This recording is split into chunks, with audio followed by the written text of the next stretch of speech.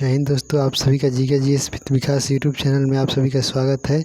आज हम लोग जो चार्टर एक्ट के बारे में हम लोग पढ़ रहे थे, तो कल हम लोगों ने 1833 के चार्टर एक्ट के बारे में पढ़ा था। उसके बाद आज हम लोग 1853 के चार्टर एक्ट के बारे में देखेंगे और इसमें देखेंगे कि अंग्रेज़ों द्वारा जो हमारे भारतीय संविधान का जो विकास हो रहा था, उसमें 1853 के चार्टर एक्ट के द्वारा उन्होंने क्या क्या संशोधन किया, इसके बारे में हम लोग देखेंगे। तो वीडियो को हम लोग स्टार्ट करते हैं, देखते हैं आज का। यहाँ पे दिया है 1853 का चार्टर एक्ट। इसमें दिया है कि इस एक्ट के द्वारा गवर्नर जनरल को काउंसिल में सदस्यों की संख्या 4 से बढ़ाकर 10 कर दी गई। यानी इस एक्ट के द्वारा गवर्नर जनरल की जो परिषद में सदस्यों की संख्या थी, उसको 4 से बढ़ाकर 10 कर दी गई और विधि सदस्य को परिषद का पूर्ण सदस्य बना दिया गया। विधि जो सदस्य बना था इससे पहले 1833 के चार्टर एक्ट के द्वारा, उसको 1853 के चार्टर एक्ट के द्वारा को परिषद का पूर्ण सदस्य बना दिया गया। इसके अंतर्गत परिषद के कार्यों का विभाजन कर दिया गया और इसके तहत नियम कानून बनाने के लिए 12 सदस्यों वाली विधान परिषद का गठन हुआ, जिसमें गवर्नर जनरल की अनुमति की आवश्यकता थी और गवर्नर को विशेष वीटो पावर भी दे दिया गया।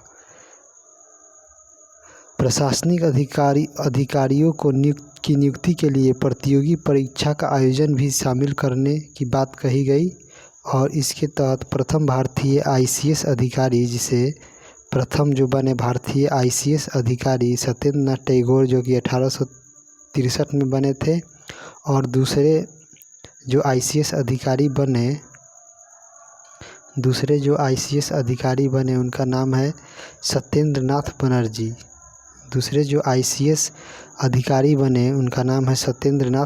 जो 1869 में बने।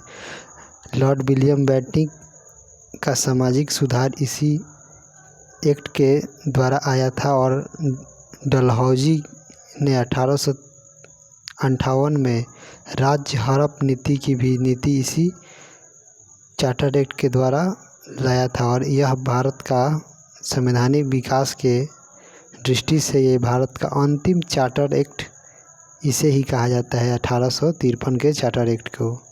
और इसके बाद हम लोग देखेंगे, इसके बाद जो भारत शासन के लिए जो भारत सरकार का जो अधिनियम आया उसके बारे में हम लोग देखेंगे। तो यहाँ पे दिया है 1858 का भारत सरकार अधिनियम। 2 अगस्त 1858 को ब्रिटिश प्रधानमंत्री लॉर्ड डर्बी ने महारानी के हस्ताक्षर के लिए भारत सरकार अधिनियम प्रस्तुत किया। इस एक्ट को for the better government of India भी कहा जाता है। 4 नवंबर 1858 को महारानी की घोषणा द्वारा भारत के शासन ईस्ट इंडिया कंपनी से लेकर ब्रिटिश ईस्ट इंडिया कंपनी को सौंप दिया गया और इसी घोषणा के अनुसार 1 नवंबर 1858 को इसी घोषणा के प्रयागराज, जो कि इलाहाबाद के तत्कालीन गवर्नर जनरल लॉर्ड कैनिंग ने पढ़कर सुनाया और कंपनी के बोर्ड ऑफ कंट्रोल और कोर्ट ऑफ डायरेक्टर जो संस्था बना था उसे भंग कर दिया गया, जो कि पिट्स इंडिया एक्ट 1784 के पिट्स इंडिया एक्ट के द्वारा बोर्ड ऑफ कंट्रोल और बोर्ड ऑफ डायरेक्टर का स्थापना किया गया था, उसे 1858 के भारत शासन अधिनियम के द्वारा समाप्त कर दिया गया। और अब भारतीय प्रशासन को चलाने के लिए एक भारतीय परिषद, जिसे इंडियन काउंसिल कहते हैं, उसका गठन किया गया, जो 15 सदस्य रखे थे और इसका अध्यक्ष भारत का राज्य सचिव कहलाया, जो ब्रिटिश मंत्रिमंडल का सदस्य भी बना। और इस अधिनियम के द्वारा ये दोनों पद समाप्त कर दिया गया और दूसरा पद लाया गया, जिसे भारत का राज्य सचिव कहा जाता है। अब इसके बाद हम लोग देखेंगे 1861 के भारत परिषद अधिनियम के बारे में। तो 1861 का भारत परिषद अधिनियम पहली बार भारतीयों के लिए कानून बनाते समय भारतीय प्रतिनिधियों को भी शामिल किया गया, जिसमें मनोनीत किया गया बनारस के राजा देव नारायण सिंह को और पटियाला के राजा नरेंद्र सिंह को और सर दिनकर राव को इसमें शामिल किया गया। यानी 1861 के भारत परिषद अधिनियम के द्वारा अब कानून बनाते समय भारतीय प्रतिनिधियों को भी शामिल किया गया, जिसमें बनारस के राजा देव नारायण सिंह थे और पटियाला के राजा नरेंद्र सिंह थे और सर दिनकर राव थे। शक्तियों का पुनः विकेंद्रीकरण किया गया और मद्रास एवं बम्बई प्रेसिडेंसी को पुनः कानून बनाने की शक्ति दे दी गई। इस एक्ट के द्वारा 3 राज्यों में विधान परिषद की स्थापना हुई, जो कि बंगाल में हुआ 1862 में, उत्तर पश्चिमी सीमा प्रांत में 1886 में हुआ और पंजाब में 1897 में हुआ। भारतीयों के लिए कानून बनाने का अधिकार एवं शक्ति भारत परिषद अधिनियम को दे दिया गया और विशेष परिस्थितियों में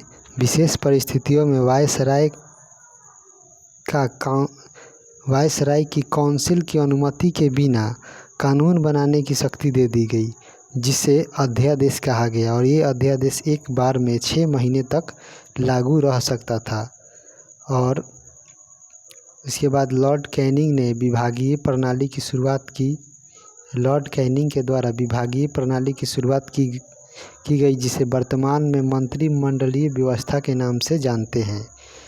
और 1861 में सर्वप्रथम जेम्स विल्सन द्वारा भारत का बजट प्रस्तुत किया गया और 1861 के अधिनियम के द्वारा ही भारत में संवैधानिक विकास वास्तविक रूप से शुरू हुआ। और 1853 के एक्ट के द्वारा इस एक्ट के द्वारा ईस्ट इंडिया कंपनी को भी भंग करने का नियम बनाया गया और 1 जनवरी 1884 को अंततः कंपनी के औपचारिक रूप से भंग कर दिया गया और शाही उपाधि का जो अधिनियम था 1886 में, इसके द्वारा 28 अप्रैल 1876 को एक घोषणा के द्वारा महारानी विक्टोरिया को भारत की सामग्री घोषित किया गया।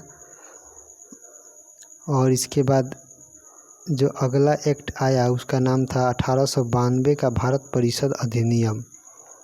इसमें भी महत्वपूर्ण कार्य किया गया, जो कि केंद्रीय विधान परिषद में गैर सरकारी सदस्यों की संख्या जो पहले 10 हुआ करती थी उसे बढ़ाकर 16 कर दी गई और बजट पर बहस करने का अधिकार दिया गया एवं प्रश्न पूछने का भी अधिकार दिया गया, लेकिन मतदान करने का अधिकार नहीं दिया गया।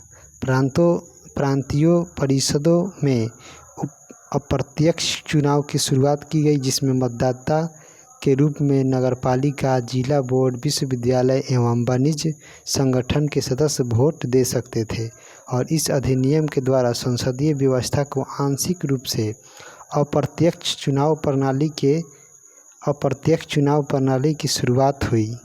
और इसके बाद अगला महत्वपूर्ण भारत परिषद अधिनियम आया, जिसका नाम था 1909 का मार्ले मिंटो रिफॉर्म या मार्ले मिंटो सुधार, जिसे 1909 का भारत परिषद अधिनियम कहा जाता है। सर अरुंडेल समिति के रिपोर्ट के आधार पर इसे मार्ले मिंटो सुधार भी कहा गया। और केंद्रीय विधान परिषद में सदस्यों की संख्या जो कि पहले 10, इससे पहले जो 1892 का जो भारत परिषद अधिनियम आया था उसमें 10 सदस्यों से बढ़ाकर 16 कर दिया गया, जबकि 1909 के मार्ले मिंटो रिफॉर्म के द्वारा केंद्रीय विधान परिषदों की संख्या 69 कर दी गई, बढ़ाकर 16 से बढ़ाकर 69 कर दी गई। इस एक्ट के द्वारा बजट पर अनुपूरक प्रश्न पूछने का अधिकार दे दिया गया और लोकहित मुद्दों पर बहस करने का भी अधिकार दे दिया गया, लेकिन अभी भी मतदान करने का अधिकार नहीं दिया गया। पहली बार भारतीय राज्य परिषद में 2 भारतीयों को शामिल किया गया, जिसमें कृष्ण कुमार गुप्ता और सैयद हुसैन बिलगामी, जो कि मुस्लिम लीग के प्रथम सचिव हुआ करते थे, उन्हें इस भारतीय राज्य परिषद में शामिल किया गया। और आगे हम लोग देखते हैं क्या है। आगे दिया गया है यहाँ पे कि वायसराय की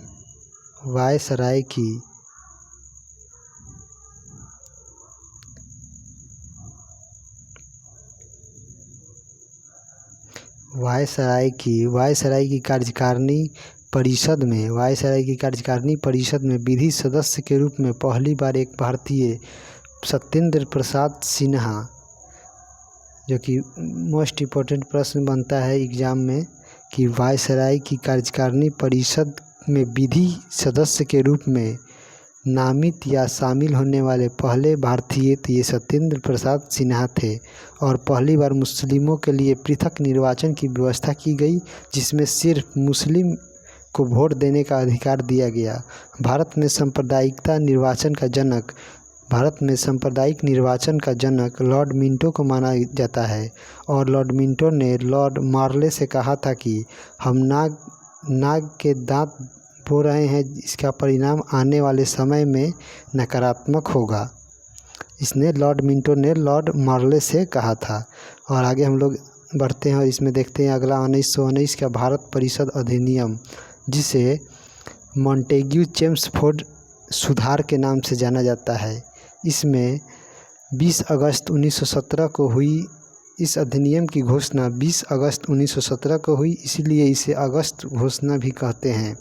इसमें पहली बार भारतीयों को स्वतंत्र डोमिनियन स्टेटस देने की बात कही गई, जिसमें विदेश नीति और रक्षा नीति एवं संचार नीति को छोड़कर और सभी अधिकार दिए जाते थे, उन्हें ही डोमिनियन स्टेटस कहा जाता था।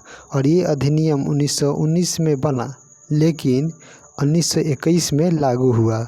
और प्रांतों में उत्तरदायी एवं द्वैध शासन की शुरुआत 1919 के भारत परिषद अधिनियम या मॉन्टेग्यू चेम्सफोर्ड सुधार के द्वारा लगाया गया। और लियोनिस कॉटियस को द्वैध शासन प्रणाली का जनक के रूप में जाना जाता है। इनकी पुस्तक डार्की में इसका वर्णन मिलता है।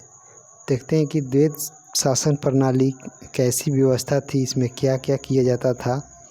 तो इसमें 2 विषय हुआ करते थे। एक का नाम है आरक्षित विषय, जिसका कार्य गवर्नर जनरल एवं परिषद के सदस्य के द्वारा किया जाता था, जो अभी वर्तमान में कार्यपालिका के द्वारा किया जाता है। वर्तमान भारत में ये कार्य कार्यपालिका के द्वारा किया जाता है। और एक हस्तांतरित विषय था, जिसका कार्य गवर्नर और मंत्री परिषद के द्वारा किया जाता था, जो कि अभी वर्तमान समय में इसका कार्य विधायिका के द्वारा भारत में किया जा रहा है। और केंद्र एवं राज्य के लिए कार्य को देखने के लिए अलग अलग विषयों की सूची बनी। केंद्र एवं राज्य या प्रांतों के लिए कार्य को देखने के लिए अलग अलग विषयों की सूची बनी। केंद्र में 2 सदन बनाए गए, जिसमें एक उच्च सदन जिसे राज्य परिषद कहा गया, जो कि अभी वर्तमान समय में भारत में राज्यसभा के नाम से जानी जाती है, जिसमें सदस्यों की संख्या 60 थी। और इनका कार्यकाल 5 वर्षों का हुआ करता था, जबकि अभी वर्तमान समय में जो भारत में राज्यसभा है उसके सदस्यों का कार्यकाल 6 वर्ष का होता है। और निम्न सदन जिसे विधानसभा कहा गया, जो कि अभी वर्तमान समय में भारत में लोकसभा के नाम से जाना जाता है, और इसमें सदस्यों की संख्या उस समय 145 हुआ करती थी। और इनका कार्यकाल 3 वर्ष हुआ करता था, जबकि अभी वर्तमान समय में भारत में लोकसभा का कार्यकाल 5 वर्ष का होता है।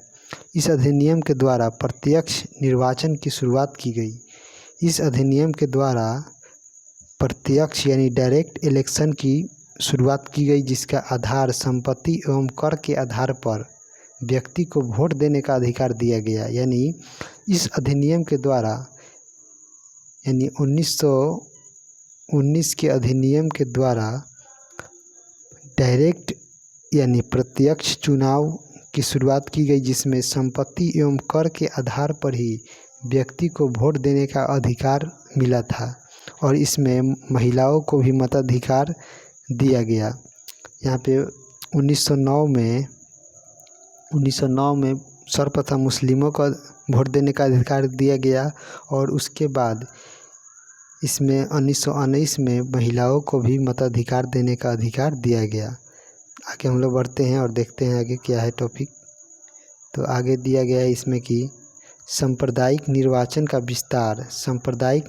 का विस्तार सिख, ईसाई एवं आंग्ल भारतीय एवं यूरोपियों के द्वारा किया गया, जिसमें केंद्र एवं राज्य के बजट को अलग अलग प्रस्तुत किया गया और महालेखा नियंत्रक यानी कंट्रोलर एंड ऑडिटर जनरल की नियुक्ति की गई, जो कि बजट की लेखा जोखा करता था। और लोक सेवा आयोग का भी गठन का प्रस्ताव इसमें 1919 के भारत शासन अधिनियम के द्वारा ही लोक सेवा आयोग का गठन का प्रस्ताव लाया गया। अब देखते हैं हम लोग 1935 के भारत शासन अधिनियम के बारे में। तो 1935 के भारत शासन अधिनियम के बारे में दिया गया है कि वायसराय को पुनः गवर्नर जनरल कहा जाने लगा और लॉर्ड विलिंगटन इस समय गवर्नर थे। और ब्रिटिश संसद द्वारा बनाया गया भारत के लिए अब तक का सबसे बड़ा संविधान 1935 का भारत शासन अधिनियम ही था, जिसमें 14 भाग थे और 321 अनुच्छेद थे और 10 अनुसूचियाँ थी। भारत परिषद को समाप्त कर दिया गया और भारत में 11 राज्यों की विधानसभा का गठन किया गया तथा 6 राज्यों में 2 सदन बनाए गए, जिसे विधानसभा एवं विधान परिषद कहा जाता था। 2 सदन वाले राज्यों एवं 1 सदन वाले राज्यों के बारे में हम लोग देख लेते हैं। कहाँ कहाँ 2 सदन वाले राज्य थे और कहाँ कहाँ 1 सदन वाले राज्य थे। तो पहले 2 सदन वाले राज्यों के बारे में हम लोग देखते हैं। तो यहाँ पे बिहार, बंगाल, असम, संयुक्त प्रांत, बम्बई एवं मद्रास में 2 सदन वाले विधानसभा का गठन किया गया और 1 सदन वाले राज्य जिसमें केवल 1 सदन का ही प्रतिनिधित्व रखा गया, उसमें उत्तर पश्चिमी सीमांत प्रांत था, सिंध प्रांत था, पंजाब था, मध्य प्रदेश था, उड़ीसा था, जहाँ पे 1 सदन वाले प्रांत को मान्यता दिया गया था। आगे हम लोग देखते हैं, यहाँ पे दिया गया कि प्रांतों में जो 1919 के भारत परिषद अधिनियम के द्वारा जो प्रांतों में द्वैध शासन लगाया गया था, उसे 1935 के अधिनियम के द्वारा समाप्त कर दिया गया और केंद्र में द्वैध शासन की शुरुआत कर दी गई। और इस एक्ट के द्वारा ही म्यांमार, जो कि भारत का पड़ोसी देश है, वो भारत से अलग हुआ। 1935 के भारत शासन अधिनियम के द्वारा ही बर्मा या म्यांमार भारत से अलग कर दिया गया।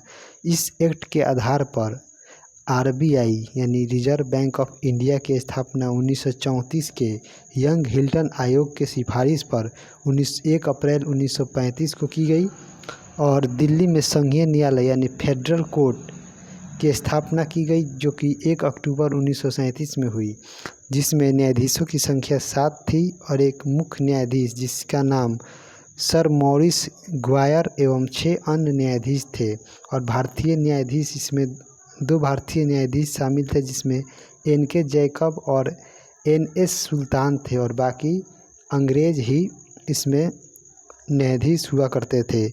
यहाँ पे पहली